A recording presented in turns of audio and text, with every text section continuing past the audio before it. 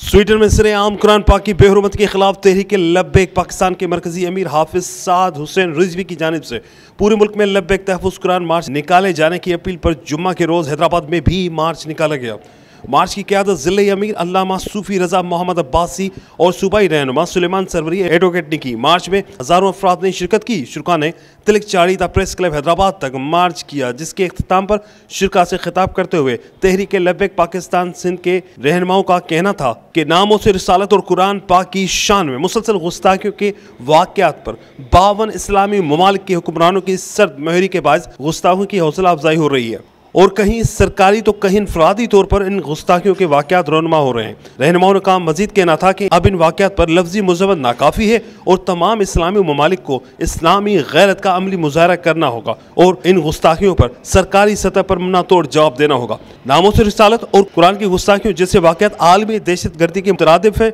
और इस आलमी दहशत गर्दी पर खामोश रहना मुजरिमाना अमल है।